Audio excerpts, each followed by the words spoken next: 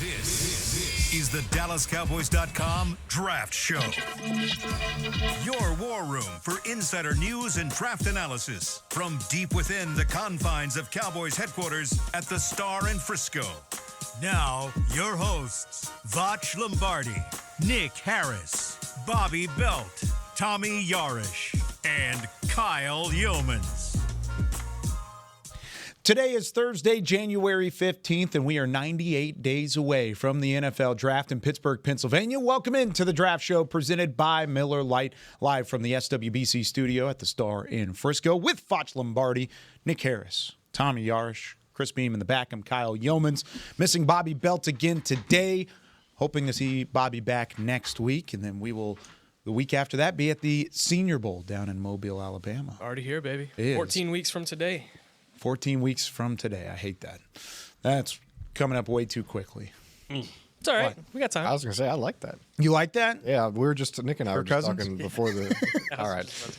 We're just talking about the Senior Bowl before the show. It's going to be a lot of fun. I'm excited for the Senior Bowl. That's going to be a blast. Shrine game here at the Star in Frisco. Practices all the way up until that as well. So we just got our credentials back for that. So we'll be on the field watching some of these prospects for basically a week straight. Yeah. So that'll be fun to do. What's up, Voch? Man, kicking it, man. Just listening to y'all's commentary, man, because y'all the best in the world to do it. You know, what I really love about the Senior Bowl is, like, it's a bunch of, like, top 100 type guys in there competing. I go, yeah, I need to figure this out, y'all versus y'all. Boy, Shrine Bowl, it'd be a whole bunch of people I ain't never seen before.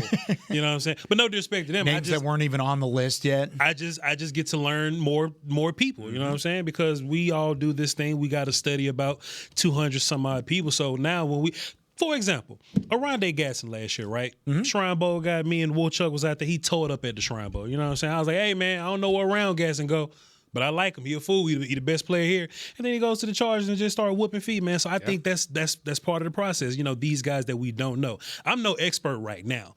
By the time I get to April, I'm going to have this locked in. For example, Dane Brugler just dropped a mock today. He had a first-round pick, Monroe Freeling from Georgia, a tackle. I don't know who the hell that is. I don't have a clue. He entered the draft early when people didn't think he maybe would, but he's a benefactor of a light tackle class. I think that's more so projection, but I'm with Dane there because, like, I think if you talk to most scouts, he'd be like, yeah, it's probably a second-round guy most years, but I think he sneaks into the back first.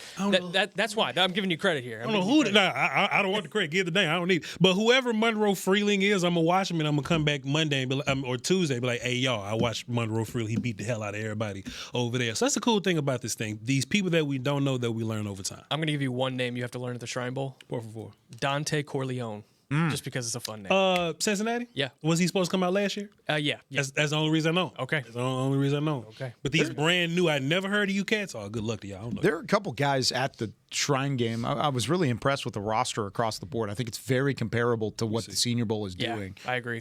This year, you look at Torian York, the linebacker out of Texas A&M. He's arguably a top 5 to 8 linebacker in this class, and he's going to be at the Shrine Bowl. A couple of tight ends. I know a tight end out of Texas, Jack Indries, who I liked a lot watching him throughout the year. Indries. Indries. Like hurt? It's more like he's not hurt. He's not hurt. He's good. Yeah, Indris. Indris. I don't know how to say it yet. Jack Indries is crazy of a name, but that ain't his name. It's not. Yeah, not INJ. It is END. Indris. Same thing. No, it's go not. Ahead. Please go ahead. He's a tight end, probably a top tight end, draft pick type guy in this class. A couple other names. Anybody that sticks out for you, Nick, when you look at it? Harold Perkins, staying at the linebacker position, Jake Goldie out of Cincinnati, Perkins out of LSU. There's some really good names on this list. DJ Campbell out of Texas was another one. Lander Barton, another good linebacker. The linebacker class for the Shrine Bowl is really, really strong. There's some really intriguing names up and down here. And then you look at the quarterbacks, too, for both sides. You got Cade Klubnik, Clemson, who's probably the top-rated guy, at least in my eyes, out of the guys that are accepted to either one of those All-Star games, because then it's Diego Pavia for the Senior Bowl out of Vanderbilt, Sawyer Robertson out of Baylor for the Senior Bowl, Haynes King, Georgia Tech, he's at the Shrine Bowl. There's a lot of back and forth there between those guys. That'll be interesting to watch as time goes on.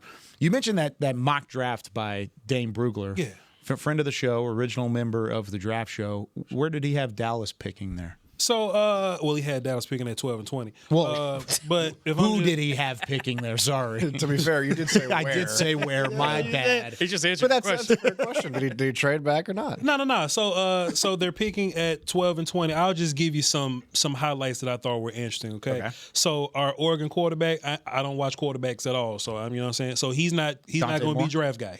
Dante Moore's not going to be draft guy. Back That's a shock. at Oregon. Back at Oregon, yeah. Yeah. So if you're watching with Cowboy eyes and ears right now, so that's like one less guy for us that gets pushed up the board a little bit. But Arvell Reese was his second overall guy, went to the Jets. All right, cool, perfectly fine. I was surprised that Spencer Fino, the offensive tackle from Utah, was third overall. I thought that was interesting. This makes sense. Wide receivers went kind of early. Francis Mauigoa. There you go. Offensive tackle from Miami. He went 6th overall in Dane's mock. I was like, okay, this is interesting. You got wide receivers, you got offensive tackles going early. I thought we was going to lose a bunch of pass rushers early, and I was going to be sick. But then you lose Bailey at 7 to Washington. Cool. Jeremiah Love went 8. So if you're a Cowboy fan, you go, heck yeah, take all this offense. Yeah, let these defensive guys fall to me.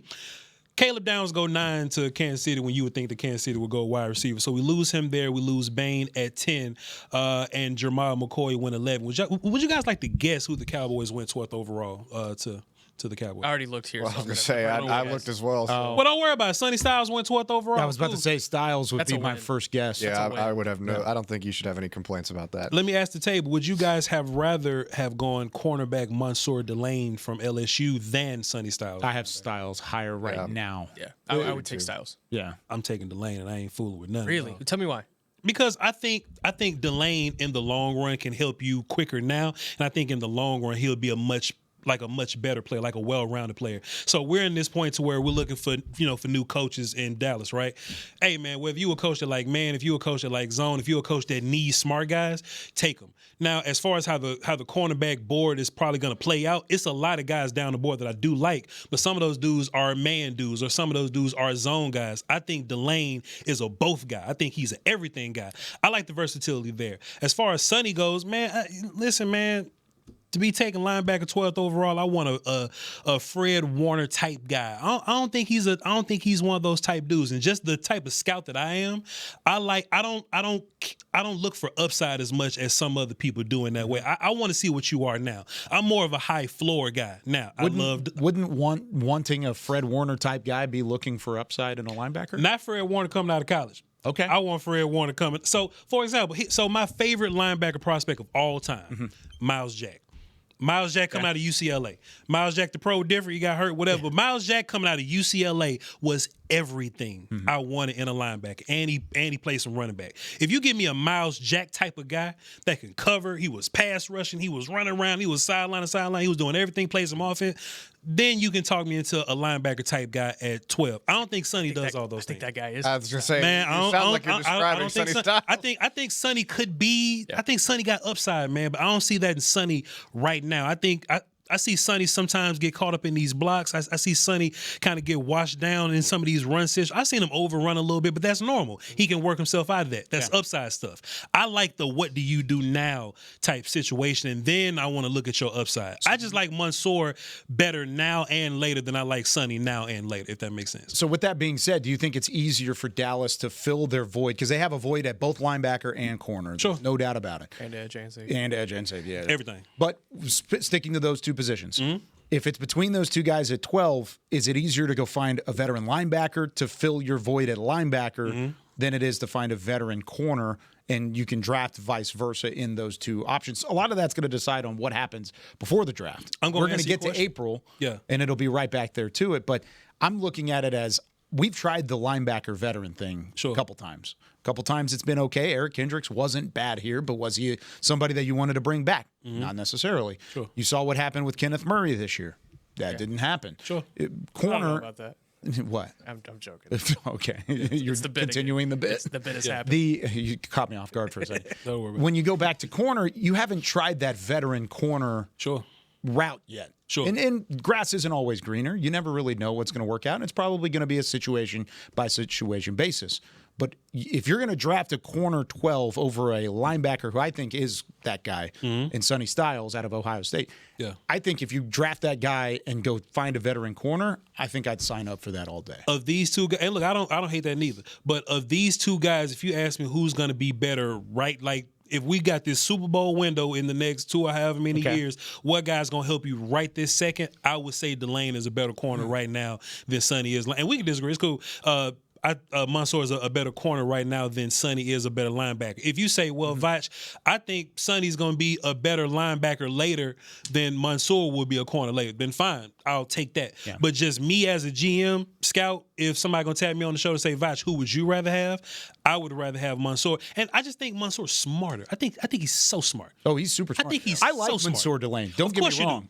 We talking about 12 and 13 overall, right? Exactly. We're talking about splitting hairs between two guys. I think Mansour Delane being so like there's this commentary on social media, right? Talking about, well, you got to have smart players to have this kind of coach to do X, Y, Z, and that maybe these coaches don't like rookies because they're not. I think Delane is so smart right now, and he's so athletic right now. He's so good at man and zone coverage right this second. I'll take that dude and then bank on him getting better. I think Sonny will be great. He could be Fred Warner in the future somewhere. I think he's a little more. I think there's a lot more room to grow with him than Mansour right now. That's why. I would agree with that. And like, no way you agree with that. You was just fighting me a little. I like fights, by the way. I love fights, by the way. Please keep going. I didn't even finish my sentence. I'm sorry. You're right. No, you're right. Shut up. But look, but we're talking about splitting hairs. I mean, right now, Sonny and Mansour are one apart for me. Like they're right next to each other. So are you really? Yeah, of course. There's a long way to go. But are you really? Are you mad either way? I don't think so. I think I would agree with you in that I think Mansour is a better corner right now than Styles is a better linebacker right now. But the traits that Styles has, and we're seeing more and more of these converted safeties that are moving to linebacker, super freak athletes at linebacker that can kind of give you everything in coverage and pass rush and playing the linebacker position. I don't know, man. A 6'4", 243. Like, if you're going to find a guy for the middle of your defense for the future that can do everything, I think Styles is your guy. And I'm not disagreeing that Delane is not a great corner. I think he'd be awesome in Dallas. I think that he's the best corner in this draft right now. But I think Styles gives you he's somebody who's going to be a veteran presence and going to be around in your defense. Is going to be a cornerstone of your defense for a long time. And one thing that I think he could do day one is bring that communication element. Whatever defense it is, I think he can shine in it. He showed that at Ohio State. He showed that when he played safety in high school. I love the versatility. I love the size, the freakish athleticism. I'm with you. I love some Mansour Delane, but I would take Styles in that situation. Let me ask all y'all this, because Cowboys got another pick at 20. How much room is it between Mansour and your next corner and Sonny and your next linebacker? That was a question I thought about bringing up. So, like, would you be okay if you don't get Mansour there, you get, like, Brandon Cisse out of South Carolina at 20, or Avion Terrell at 20 out of Clemson, which I think is, if I'm hinting correctly, at Dane Brugler's mock draft. You cheater. So look, I like Terrell. I like him a bunch. Tommy don't. I like Mansour a lot more than Terrell. I do too. But if I look at these linebackers, C.J. Allen, Anthony Hill versus Sonny, Sonny's the better guy. I wouldn't be hurt if I had those guys, though. Yeah, I love C.J. Allen. It's a good point, because you look at neither one of those guys are going to make it past you. For sure. Let's say you're picking between Sonny Styles and you're picking between Mansour Delane. None of those guys are making it to 20. Sure. But if you're getting at 20 and you take Mansour Delane at 12, you get the top corner on your board, which he is at this point in time for me. Sure. I like Avion Terrell, like you talked about. But, man, having Mansour Delane paired with a C.J. Allen or somebody else at 20, wherever you want to go, pick your flavor of ice cream for pick 20 at linebacker. Sure. That's a 1-2 punch that can go a long way with your defense. So I get it. I understand the thought process. If we're talking straight comparing tags and comparing players and impact now, I think I'm still leaning towards Sonny Styles, because he does have the impact now and he does have the ability to fix an interior part of your defense with communication, with athleticism.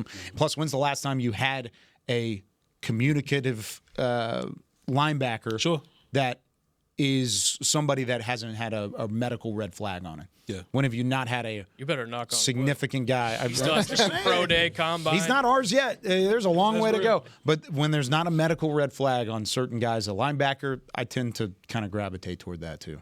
Tommy, corner to your next corner, linebacker to your next linebacker. So the second guy I've got from Delane is Jermon McCoy, but he was gone in that scenario. So Brandon Cisse for me. I love this guy. I think he's really good. And I think he kind of fits the bill for what Dallas has liked at corner in the past. Taller, long arms.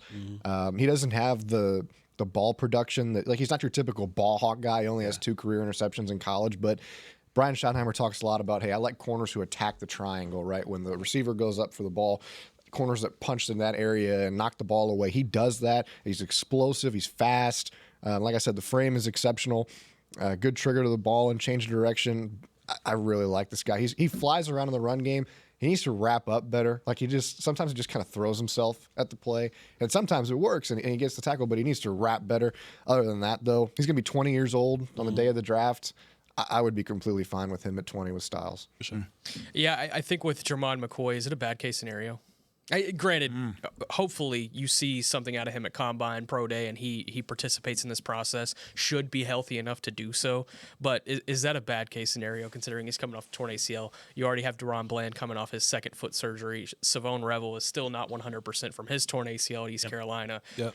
Even if you love the player, can you even justify taking him? Force me to not pick him. Yeah. Force me to not pick. Like, his in that film, scenario where he goes 11. Perfect. Oh, yeah. Yeah, that'd be nice. Now, I think his film is better than Delane's, though.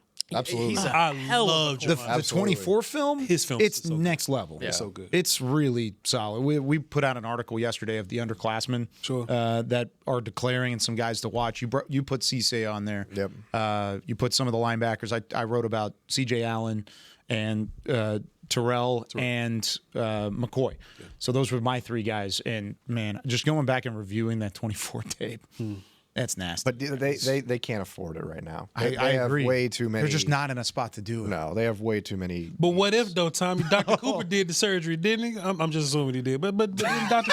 Because I don't know if that's true or not. He do everybody damn. I don't know nothing. Y'all don't. It's either him or Neil Elatrash in Los Angeles. Helatrash is his name.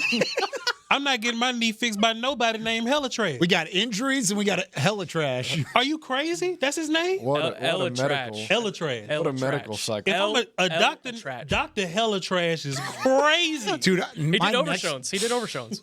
I'm going to Dr. Cooper. Your damn name. That's why Dr. Cooper fixes everybody's damn knees. Because who the hell going to Helatrash? It's a good place for a break.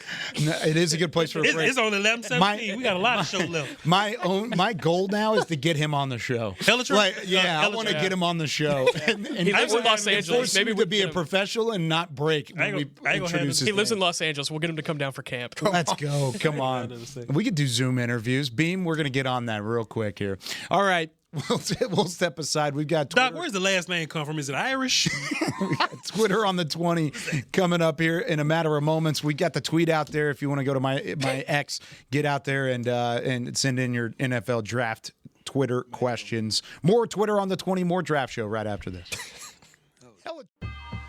Life is a workout, and Smoothie King is here to help you power through. Whether you're maxing out overhead presses, pushing through chest flies, or being the hero your golden retriever needs to carry them over that scary bridge, Smoothie King has the fuel to help you go all out. Build muscle and boost your recovery with 45 grams of protein, 0 grams of added sugar, and delicious customizable ingredients in the Gladiator Smoothie. Available in chocolate, strawberry, and vanilla.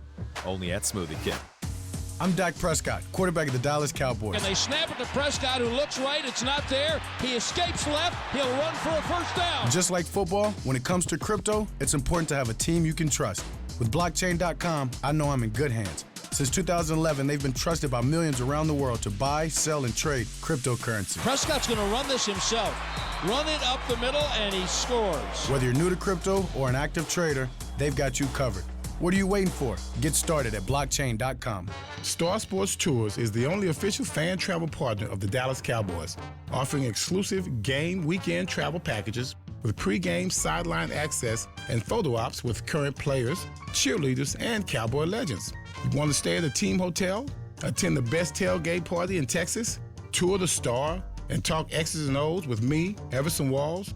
With Star Sports Tours, you can. Visit cowboystravel.com to book your travel package today. How about them Cowboys? And how about them Jimmy Dean breakfast bowls? Keep your game day celebrations going with real eggs, potatoes, cheese, and our savory Jimmy Dean sausage. And with 22 grams of protein per serving, you'll have enough energy to power you from early morning to the final whistle. The no-hassle, ready-in-minutes prep makes it easy. Just heat, eat, and cheer on those Cowboys. Get yours today. Jimmy Dean brand is proud to be the official protein of the Dallas Cowboys.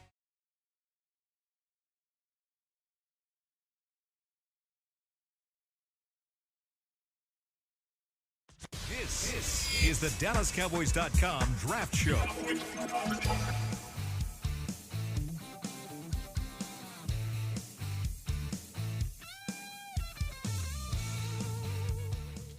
Back here on the Draft Show presented by Miller Lite, the only beer of the Dallas Cowboys. Cowboys Nation, Tom Gibson has been named your 2025 Dallas Cowboys Fan of the Year. Presented by Captain Morgan for his dedication to the team and for spicing up the game. Vote for Tom to be named the ultimate NFL Fan of the Year at NFL.com/Fan of the Year. Back here on the Draft Show with Voch Lombardi, Nick Harris, Tommy Yarrish. I'm Kyle Youmans. Chris Beeman is in the back, and he's about to hit the sounder for some Twitter on the 20. That's exactly it. I like this question because it's still so early in the draft process, still 98 days away. We haven't seen the Senior Bowl. We haven't seen the Shrine Bowl. We haven't seen the Combine. And there are a lot of individuals at home that follow along with our research, investigate, educate. That's the whole point of the show, that Ed Cahill and Brian Broaddus and David Hellman, Dane Brugler have helped carry on all the way through. Legends. So this question comes from Jam and said, how do you begin your boards? How do you start your draft process? Do you start from scratch or see existing lists and start watching players from that and then shuffle them around based on your opinion and your eyes? I think it's a great question because everybody's different in how they started. I'll start with you, Nick. Yeah, for me, I typically in like July or August, whenever I have some downtime, I'll throw in who I know guys only have 1 year of eligibility left. So for this class, that would have included I'm just looking at the quarterbacks right now. So that would have included the Garrett Nussmeyers, Fernando Mendoza's, Carson Becks of the world. And then as the college football season goes on, keep an eye on some of these lists. Dane Brugler's a really good one. NFL Network does some really good lists of some underclassmen who are projecting to enter the draft. And then I'll kind of put like a purple highlight on them to make sure that they do declare. And then yesterday was the deadline for underclassmen to declare. And so I should have done it last night, but at some point today, I'm going to go through and make sure that all of those are finalized and go from there. But as far as stacking them, I mean, I just kind of go off of, what I watched throughout the season. I watched so much college football throughout the year, and I give them like a light initial stack, but I don't quote unquote stack them until right around Combine and most times after Combine, just because I want as much data as possible. This is a data acquiring time. And when I was working in recruiting for 4 years, that was the big part, is acquiring as much data about guys as you possibly can. You can't acquire all of the data about everyone, but acquiring as much as you can to try to have as much knowledge into the process, as much knowledge into your stack and what it looks like. That's the goal. And so it kind of moves around from here until, what is that, late February? Yeah. It's interesting. I follow Nick Harris because he's going to find the data. I'm not really data guy. I'm just film guy, and I kind of like it that way. I don't want to see other people's opinions. Film is a data point. It's part of data. It's a huge data point. I don't want to know what high school you went to. I don't know who your teammates are. I don't know where you transferred from. I just want to watch the film and get an unbiased view of who you are. I go to PFF because they got a big 300 board or whatever. I don't follow their board. I think their board is nonsense sometimes. Yeah, it's bad. But I kind of make this little sheet of my board. It's all wide receiver, tight end, offensive line. I just break it all down. And as I'm watching players, is also by first round, second round, whatever. As I'm watching players, I'm like, all right, cool. They got Arvell Reese up there first. I'll watch Reese. I'll put him in his spot. Oh, Caleb Downs. Cool. If I see another pass rusher or linebacker, I'll put those guys under that guy. So I'm passively stacking guys, by edge, by D tackle, by linebacker. Then towards March or April or so, then I'll go to the side of my sheet and I'll start putting these guys versus each other, like Jordan Tyson, wide receiver, versus Ruben Bain, edge. Who do I like? And I think it's a cool little way to do it, just to keep it organized there. I try to do it without notes, though. I love to just do it, off the dome and just talk, because I feel robotic if I'm information guy. Nick is great information guy. I sound like I'm reading something if I'm information guy. You know what I'm saying? So I just like to kick it and tell y'all what I saw in the player. See, and I love that. I love that unencompassed just tunnel vision, watch the player, does he know ball, For sure. and go from there. And I think I kind of am, as the host of the show, I balance that out a little bit because you talked about you don't want to know the transfers, you don't want to know their hometown, you don't want to know all that. I kind of tab myself with knowing all of that. Sure. And so the way I started is I cross-reference a couple of those websites that you mentioned there and get as many names possible, and I throw them onto a spreadsheet. It looks like this when it starts, if I can get it in my computer. Yeah. So it's a big spreadsheet where it's just all these names, and I organize them by position, and I get them on there. Then as the year goes on and I start watching guys, yeah, there you go. When I start watching guys, I start taking those notes, and I start adding. This is what they look like at the end of last year. Whenever it's done, if I can scroll over, each one of these players has notes on them all the way through. And so that way, whenever there's 600 players taken over the course of a draft weekend, I know at least something on the end of all of them. And because I don't want it to get to the point where we've all watched 200 guys, and I try and watch at least 200 guys every year.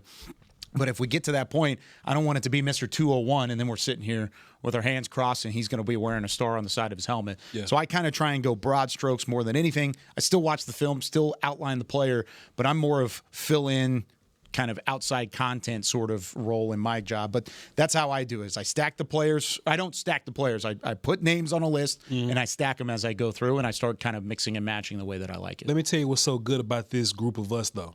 Because I'm just like you. I'm stopping at like 220 or something, right? It's where it needs to be. So when we get to 221, I bet Nick knows something about when he was in high school or something. Or if Bobby's here, the league thinks this about this guy. I don't have source in the league. It's all different roles. We all got something, you know what I'm saying? It's like a starting five in basketball. It's a starting. I'm on the bench though. If we need one more person so I could be the bench guy. You could be the sixth man. Lou Will. How do you start yours? I guess I'm the guy that sits in the corner and shoot threes. Catch and shoot, baby. Yeah, that's all I'm good for. No, I kind of do a blend of everything that you guys were talking about, where you watch guys over the course of the season and you watch film back and just put a bunch of names down and just kind of one by one as I try to watch them. I've really tried to watch a lot of defensive guys here to start, since that's probably where Dallas is going to go here in the first round, and then just make a light stack of everybody and write some notes down what I think about guys and kind of go from there. But like Nick said, I think really big data points are coming up in the Senior Bowl and the Combine and the Shrine Bowl and things like that, where it's really important for me to get eyes on a lot of these players, because one, for measurables, because some guys like a Mansour Delane, who's listed at 6'1", 190, I could look at him and be like, yeah, he's not 6 feet tall. He's a little bit smaller than I thought. And those kinds of things change. And when you see them go up against some of this other top talent that maybe you didn't over the course of the season, maybe some of these smaller school guys like an Emmanuel McNeil-Warren, who's going to be at the Senior Bowl, that I'm really excited to see, as safety from Toledo. It is those kinds of settings where some guys are good in it, some guys aren't, and that's not necessarily make or break, because 11-on-11 football is ultimately what matters at the end of the day. But taking all of that together and mushing it all together is what ultimately is going to get you to your final stack and to your final list of players. So I think I try to do a blend of everything. See, and to answer Jam's initial question, there's no right or wrong way to do it. No, you do it the way that you want to do and the way that you want to evaluate the draft. And I think that's what's so beautiful about this process is everyone's going to have their own opinion. Each team has their own opinion on how to draft. A lot of teams suck at drafting. They do. That's how it goes. But you may not have a certain area that you're comfortable with. Dive into that area. That's where you get better and better at what you're doing, and I think it's really cool. Hold on, before we go to the next question, what we got here? What's this? You can't hide money. I don't need it. You can't hide money. Hold on. I got a Paddock Philippe over here? He ain't got one. No. He don't work here with one of them. Give him a Shador here. Oh. It's a Versace. Can't hide money. Let me see that. Chill out. Money. Kyle, let me see that. It's a gift.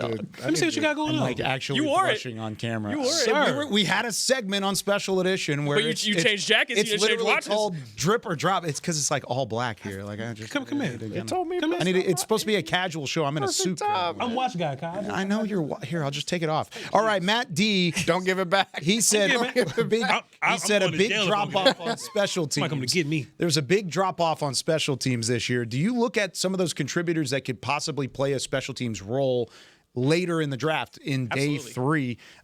He mentioned CJ Goodwin by name here. Turpin's production. Do you look in the day 3 realm and say, hey, these guys need to be possible special teams guys? Kyle, I thought they can smell fresh cash. That's the best drop I've ever heard. I thought you were being funny. This is a Versace one. I told him, Let me get my prints off this movie. You have a perfect timing drop. I think with Thank you, sir. every single draft, you are looking for special teams players.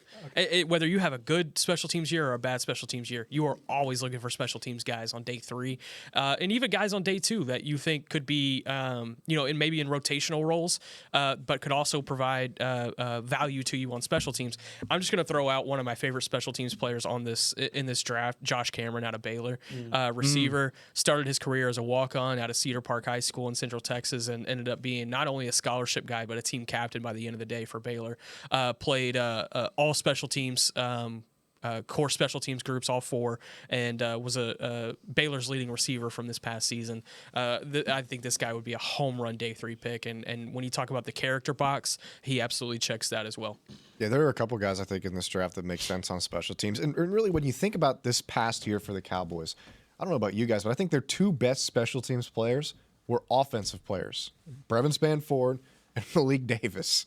That's not good. You don't want your offensive guys Hunter Lipke, thank you. You don't want your offensive guys being the guys that rack up tackles for you. That's pretty unusual. So you look at some of these defensive guys. We talked a little bit about Michael Taft, the safety from Texas. I don't know about his ability to play high-level football on the defensive side in the NFL, but on special teams, I think he can be a really good player. One guy that I know a lot of people like in this college football playoff that's starting to grow on me more and more, D'Angelo Pons. As good as he's been at corner from Indiana, I think he's going to bring a ton of value to you in special teams too. He can do both, and that's really, really valuable, I think. So that might drive his stock a little bit higher and cause teams to overlook the 5'9", 170 part for it. This guy flies to the ball. He's pretty quick, and he plays so much bigger than he is. He's not scared of anything. So I think those kinds of players are what's going to bring value and could make you go higher. Obviously, if you're taking a day 2 pick on a guy, you want him to be a good player for you defensively. But I don't think at all that it's the worst thing in the world to be a really good special teamer too. Yeah. Man, don't ask me about no day 3 people in January, day man. 3. Don't ask me about no special. Look, it's January, man.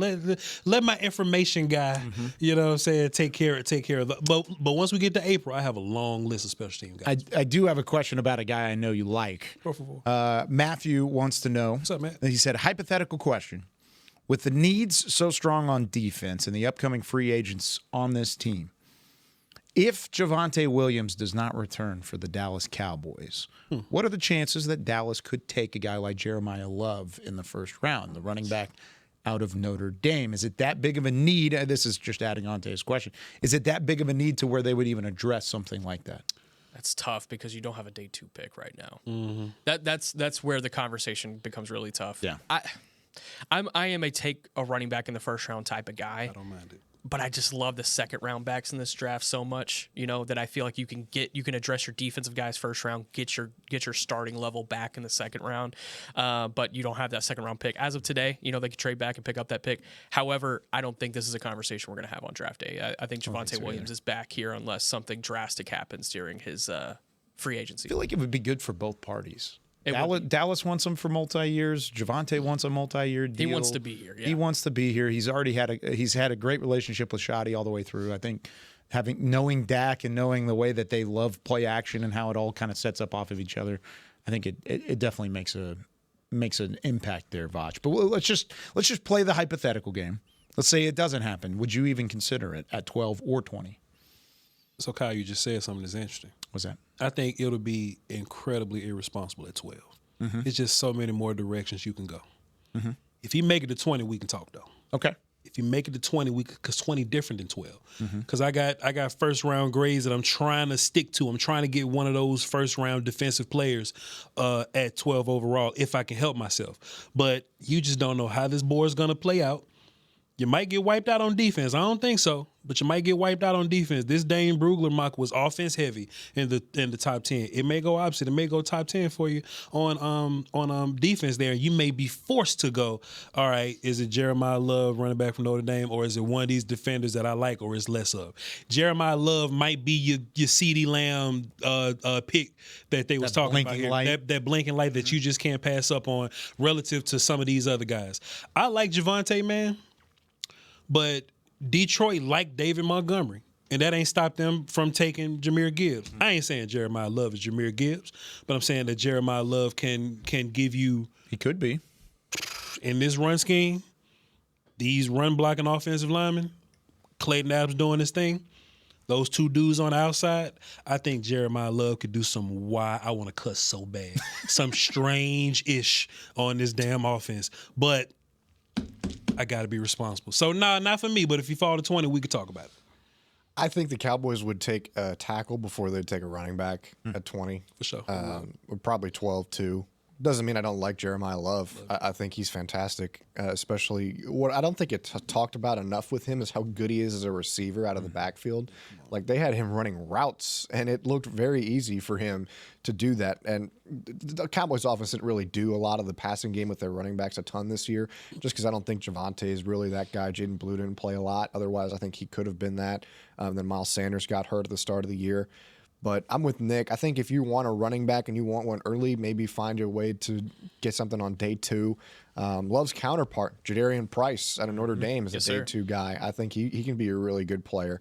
The Penn State guys, Nicholas Singleton and Katron Allen, kind of an interesting duo there just because they weren't as productive this year. I thought when they both came back, I was like, oh, man, this Penn State offense could just run over everybody. They really didn't, but they've still put some good things on film. So there are other guys that I think I could be okay with later on. Again, not that I don't like Jeremiah Love. I think he's fantastic. He's going to be a really good player. But the Prices of the world, the Singletons, the Allens, I think can get the job done for you. Both those Penn State guys are going to the Senior Bowl as well, both Singleton and Allen. So we'll get a good look at them and compare them kind of along the way. I'm interested about Jonah Coleman, too, out of Washington, another guy. One more thing I will say, if the Joneses spend all the money and go in debt and free agency and they hit all the buttons and they take care of everything you need on defense, you can talk me into it.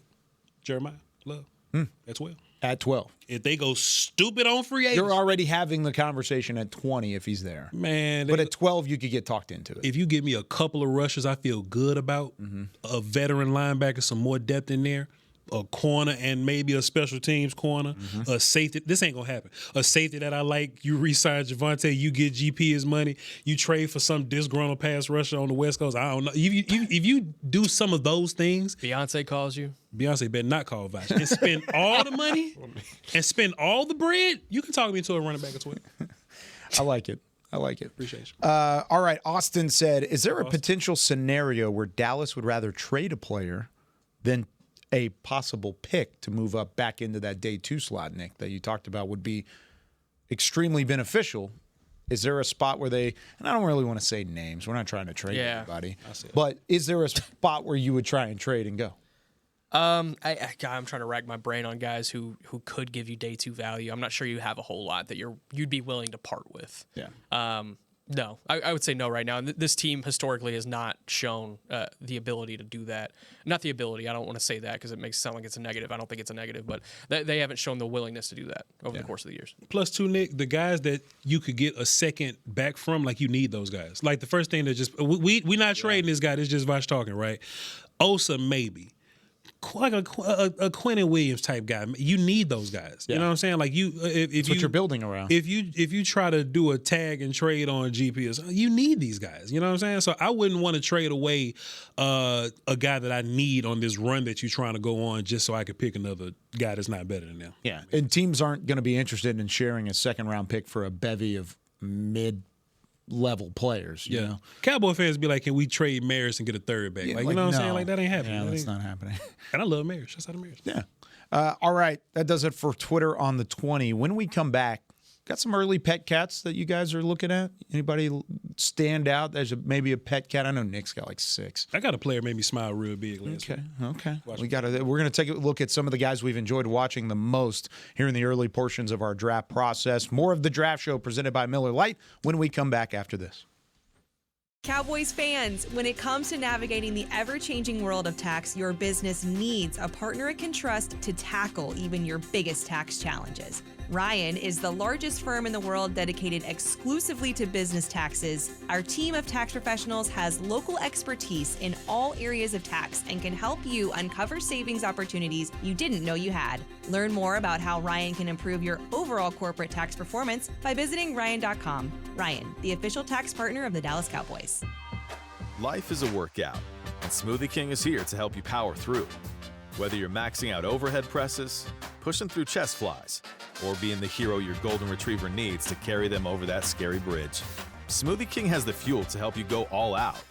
Build muscle and boost your recovery with 45 grams of protein, 0 grams of added sugar, and delicious customizable ingredients in the Gladiator Smoothie. Available in chocolate, strawberry, and vanilla. Only at Smoothie King. How about them Cowboys? And how about them Jimmy Dean breakfast bowls? Keep your game day celebrations going with real eggs, potatoes, cheese, and our savory Jimmy Dean sausage. And with 22 grams of protein per serving, you'll have enough energy to power you from early morning to the final whistle. The no-hassle, ready-in-minutes prep makes it easy. Just heat, eat, and cheer on those Cowboys. Get yours today. Jimmy Dean brand is proud to be the official protein of the Dallas Cowboys. I'm Dak Prescott, quarterback of the Dallas Cowboys. And they snap it to Prescott, who looks right. It's not there. He escapes left. He'll run for a first down. Just like football, when it comes to crypto, it's important to have a team you can trust. With blockchain.com, I know I'm in good hands. Since 2011, they've been trusted by millions around the world to buy, sell, and trade cryptocurrency. Prescott's going to run this himself. Run it up the middle, and he scores. Whether you're new to crypto or an active trader, they've got you covered. What are you waiting for? Get started at blockchain.com. This is the DallasCowboys.com Draft Show.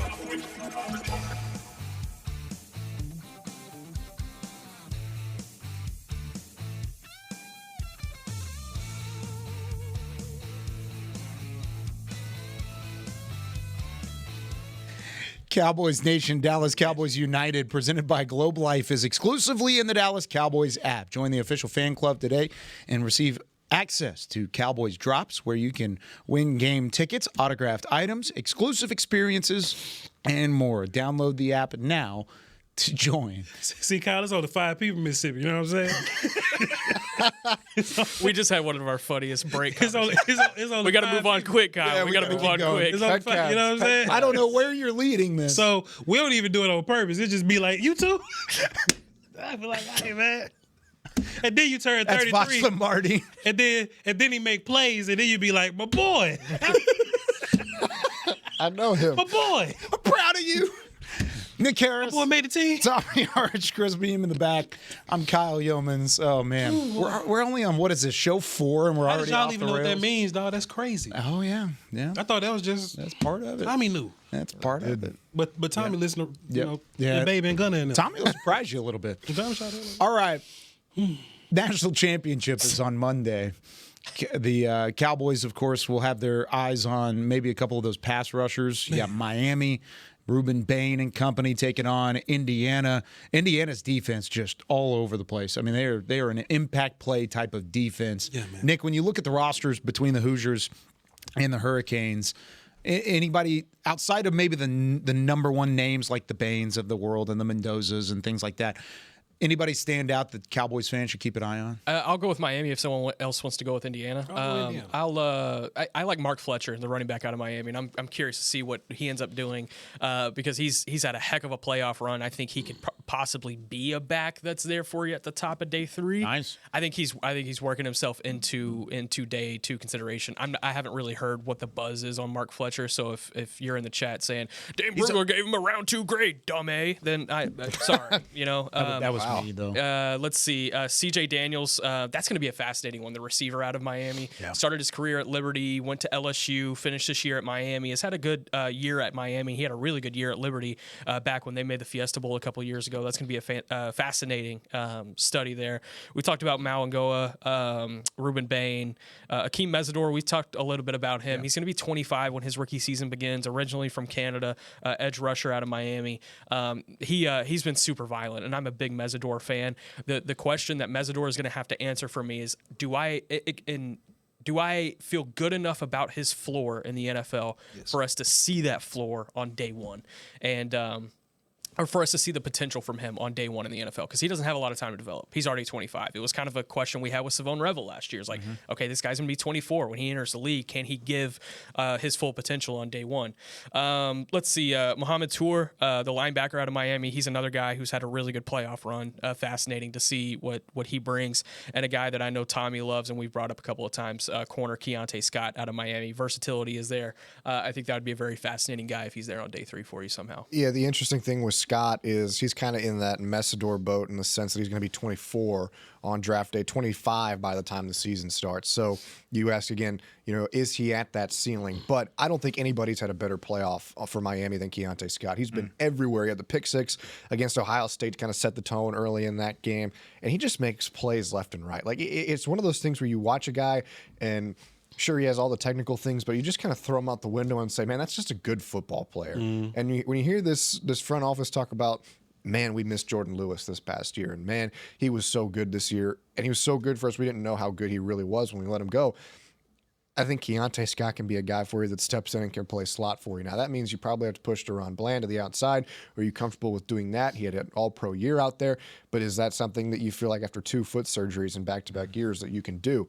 That's another question for another time, but you said Indiana guys. I think obviously Fernando Mendoza, the quarterback, is probably going to be the first overall pick by Las Vegas. He's played really well, super efficient. He has more touchdowns than he does incompletions in the college football playoff. I think that says it all. D'Angelo Pons has played fantastic. The corner for them, a little bit undersized, but man, he plays with no fear and makes plays left and right. He had a pick six in that last game against Oregon on the first play of the game. Pat Coogan, the offensive lineman, the center, was the Rose Bowl MVP. I don't know if we've ever had an offensive lineman win the Rose Bowl MVP, awesome. But they just move people up front, man. That whole Indiana offensive line moves people, and he's kind of the heartbeat of that offense. And then their linebacker, Aiden Fisher, he's probably not going to wow you with a lot of the athletic traits or anything like that, but he's the heartbeat of their defense, a tackling machine who gets guys to the ground and can be a plug-and-play guy for you. I don't know if he's a day 2 guy necessarily, but if he's sitting there on day 3, we're talking about guys who can hopefully develop for you on defense and maybe be big special teamers for you. I think Fisher can be that. I got 2 questions for both these teams, a player from each of them, and they're both Senior Bowl guys. And if you haven't watched them in depth, don't worry about it. Keionte Scott, you watched him for real? Have you watched him? Is he a safety? I thought Strong the safety? same thing when I called the SMU Miami game. Yeah. The way that he is rangy, he's back and forth. I could see him moving the safety and being okay. I wouldn't hate it. I liked him, and I mean he was an All-American at the junior college level. He goes to Auburn. He had 3 solid years at Auburn. He's got versatility, but I think the nickel is where he would play here. I wouldn't hate it, but I would keep him at nickel. I was talking to a scout about him, and it was like, have you ever seen him cover anybody? Like, just cover anybody. And when I think about Keionte, I thought about it for a while, and when I think about Keionte Scott, it's like him hitting, running around, coming down, smacking, blowing this up, or just kind of in zone somewhere back here. You know what I'm saying? Is he a nickel or is he a strong safety? I think that's a conversation we're going to have to figure out at some point. He's a Senior Bowl guy, so they're going to put him in a lot of those one-on-ones, and you're going to have to see That'd be awesome. What he looks like covering different types of guys. I think it's going to be fun. Have y'all seen film on this guy? Elijah Surratt, wide receiver, Indiana. Have you seen him? Yeah, he's fun. Boy. He's a lot of fun. Boy. 15 touchdowns this year. If I was working for the Cowboys and they say, Voch, you can irresponsibly overdraft somebody at your 20th overall pick, it would be Elijah Surratt. I'd take Elijah Surratt. Irresponsibly draft. Because, because in draft world, you have to draft. You got to be responsible. You got to follow your board, right? And he may be a guy. He may not test as well as some of these other guys. He may not do as all this, whatever. But if I could just time machine project who's going to be real good in the league, I value these route runners. I value the size on this guy. He catches everything, and he does the quarterback-friendly stuff so well. And when I say quarterback friendly, I mean you don't overrun the holes in the zone. You don't say I'm open when you're not open. Or you show your number when you wide open. You know what I'm saying? Timing and things like that. I think Elijah Surratt is so good. Monster in the red zone. Got some yak ability. Plays on the outside sometimes, but I think he's like a big slot guy on the next level. I think he's Keenan Allen. If you just look at his measurables right now and just be like, oh, well, he's not going to be a 20th overall pick. But if I say to you, you going to draft Keenan Allen? You'll take him 20th overall. I think Elijah Surratt is going to outplay where he gets drafted, and I will irresponsibly draft him at 20. That's a good point. I like the way you backed it up. Is he a pet cat for you? Yes, sir. He's one of them? And he's a Senior Bowl guy. So you better be. And he's going to whoop feet.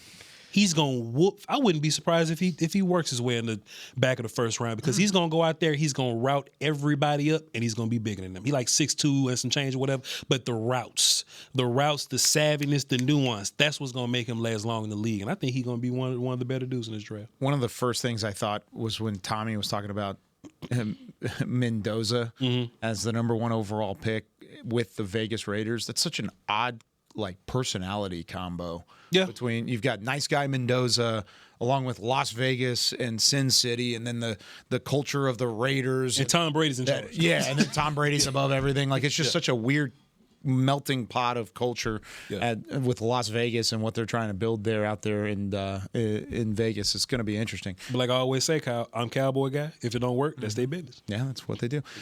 Give me a couple pet cats. Who are some of your favorite watches you've had so far, studies when it comes to some of these players that you've dove into, Tommy? I like Kieran Crawford, pass rusher from Auburn, defensive end, whatever you want to call it. I remember specifically the Iron Bowl. I was texting Nick. I was like, are you seeing 24 from Auburn? Like, he's everywhere. Super quick, extremely powerful, has a great build. Might be a later guy, but, man, I think this kid can play. And I think if he cooks a little bit, I think he's going to be really good. Just going down my list here a little bit, trying to find guys. Of course, now you put. You don't like none of them? No, you hate all them guys? I have one for the both of us.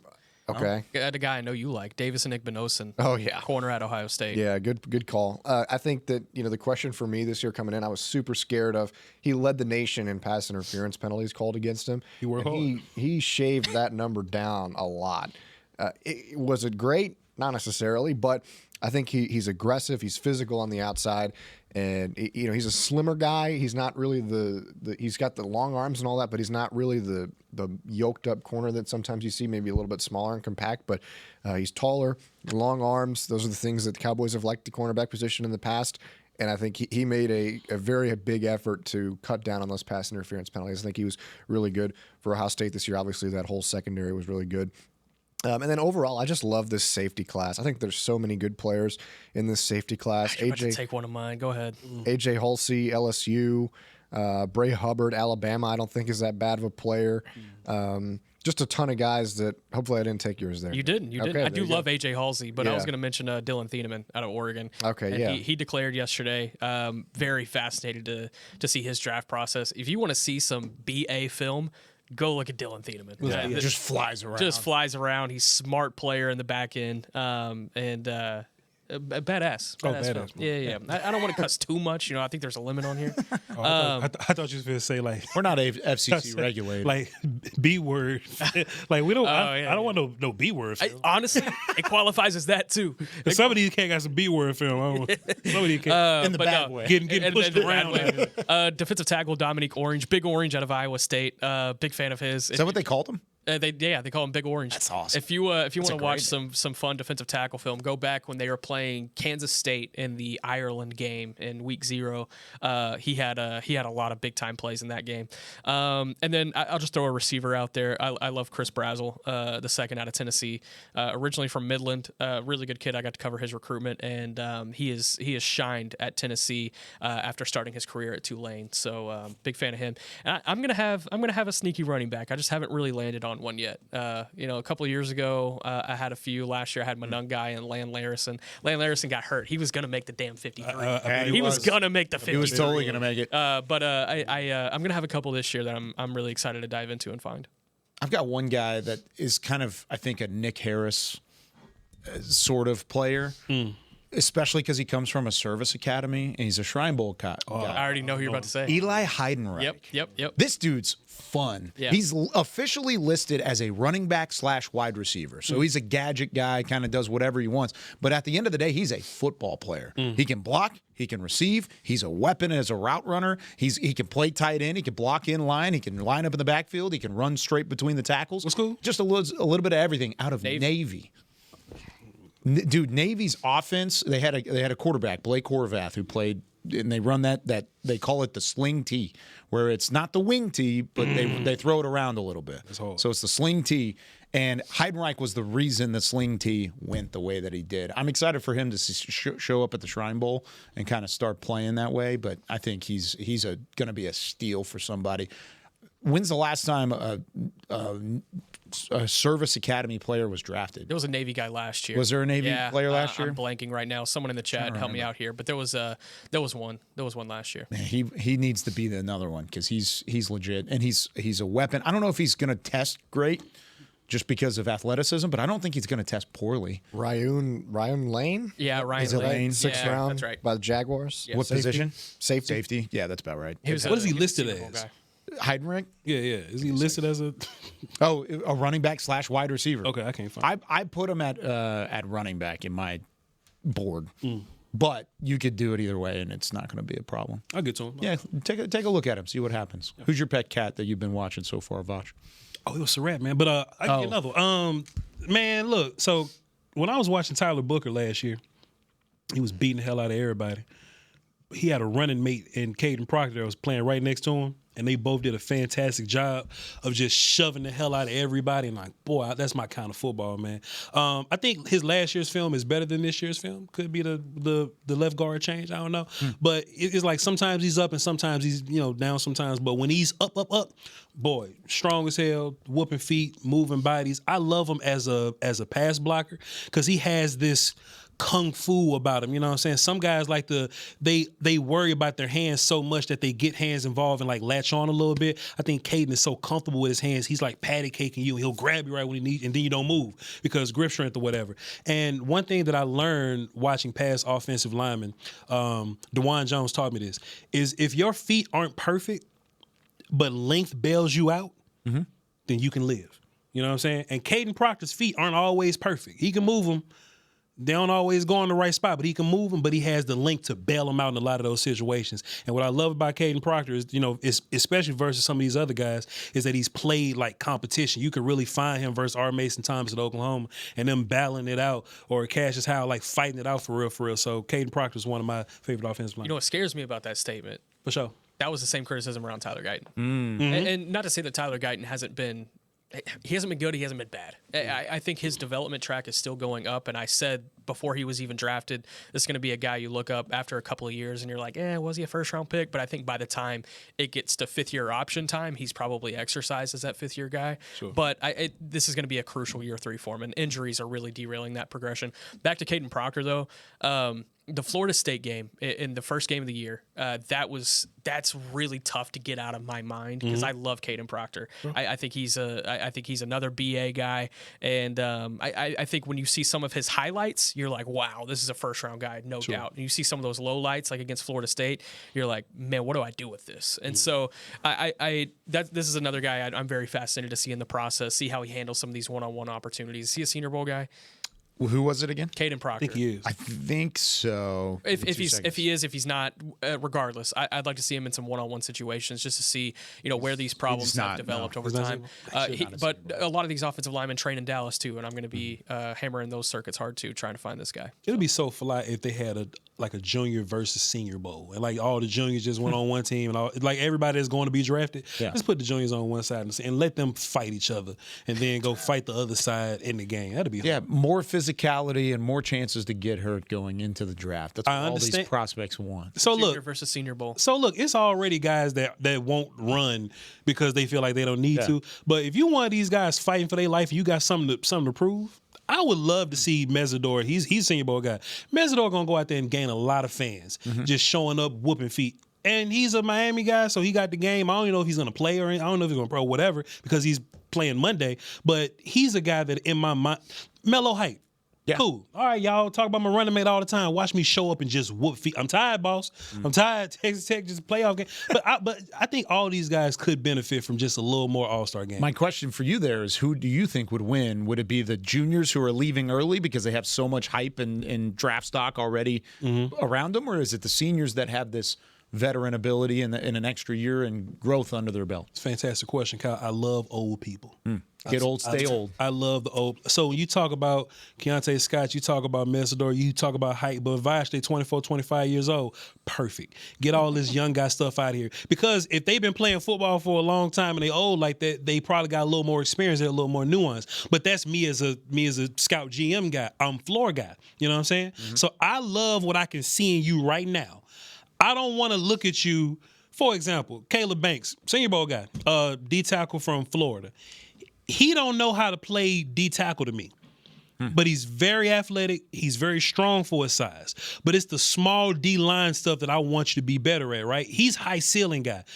You've been playing at Florida, bro. Like, you ain't learned how to stack and shed people. You ain't learned how to develop like a rip move or like a swim or something like that. I worry about the high ceiling guys because I don't know if they're going to grow in that. Yeah. Tyler Guyton grew a bunch. You know what I'm saying? I think Tyler Guyton's been better as a pro than he was at Oklahoma. That's just my own personal opinion. But some of these guys don't grow. They just the upside guy that just never reached their upside. But at least with floor guy, at least I know. You may not be better than what you are right now, but at least I know that you can go out there and play right now. One thing I do want to elaborate on is your idea to play an extra game, the Junior versus Senior Bowl. Sure. I think with the way that the Shrine Bowl and the Senior Bowl have kind of been clashing lately, I think the winning team of each of their bowl games should play each other in like a draft bowl 2 weeks later, and let's just really get in. Kyle really want to wear these kids out. Come on, you would have more opt-outs. You'd have bowl season. No thanks. You'd have Dr. Cooper, Dr. Hella Trash would have a lot. Hella Trash. We're gonna end on that. Yes, we are. My comment. We ended on that. Yes, we are. Good job, Thanks, Tom. Voch. Appreciate you, man. For Voch Lombardi, Nick Harris, Tommy Yarrish, Chris Beam in the back. I'm Kyle Youmans. We'll see you next week, Tuesday, 11 a.m. Central Time for more of The Draft Show. Trash. This has been a production of DallasCowboys.com and the Dallas Cowboys Football Club. How about this, Cowboys?